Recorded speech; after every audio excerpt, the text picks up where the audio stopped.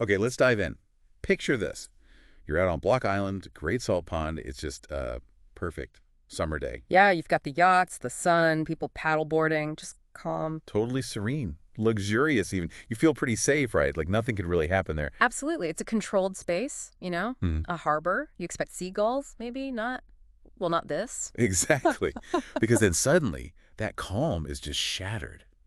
Right there, under the water in this quiet harbor. A shadow. And not a small one. No way. A massive shadow.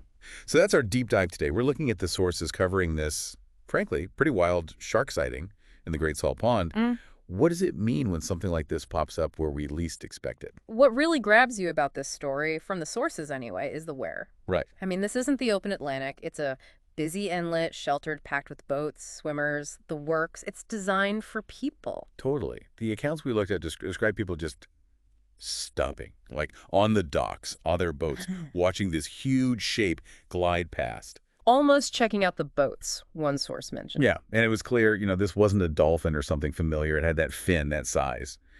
Definitely screamed shark. Estimates, easily 20 feet, maybe more. And seeing that, well, the sources say there was immediate reaction, phones out instantly. Oh, for sure. Calls being made, videos hitting the internet almost immediately. And the speculation online, wow, it went from like some kind of sea monster to the big one, the great white. That initial not knowing really, right, the experts were pretty confident. Basking shark. See, Their Highness Maximus. A basking shark. Okay, so the sources say they get enormous, right? Like 30, maybe even 40 feet. Potentially, yes. Huge. But, and this is key, they're filter feeders. It's eating plankton. So harmless. Completely harmless. Gentle giants, basically. Yeah. Still, I mean, imagine seeing something that big glide by your boat in fairly shallow water. Yeah, gentle or not, that size is awe-inspiring. Maybe terrifying for some. And that combination, the huge size but harmless nature, that's central to how the sources framed it. It wasn't just a neat wildlife sighting. It was more like a statement. Exactly. A powerful reminder.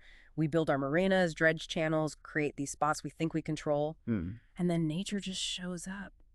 Sometimes in a really big way. The sources also mentioned the different reactions on the island. Some people were definitely shaken up. Understandable. Thinking twice about paddleboarding there again, maybe? Right, but then others were just thrilled, like totally exhilarated, calling it a once-in-a-lifetime thing to see right there in the harbor. It definitely got people talking, that's for sure. Put the pond on the map for something other than, fancy boat.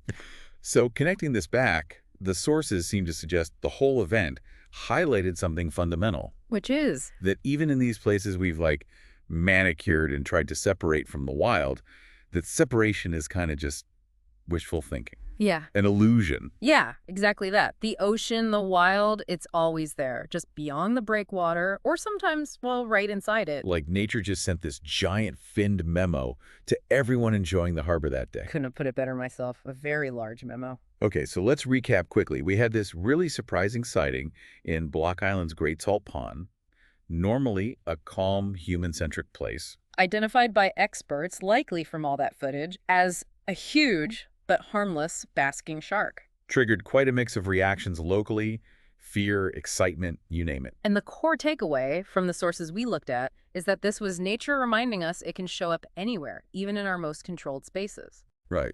It really makes you think. This huge creature turning up in shallow, busy waters, it challenges that idea that places like that are always safe from big marine life. It absolutely does. It sort of forces you, the listener, to consider what else might be just under the surface. Not just there, but anywhere you feel completely separated from the wild. Makes you wonder, doesn't it?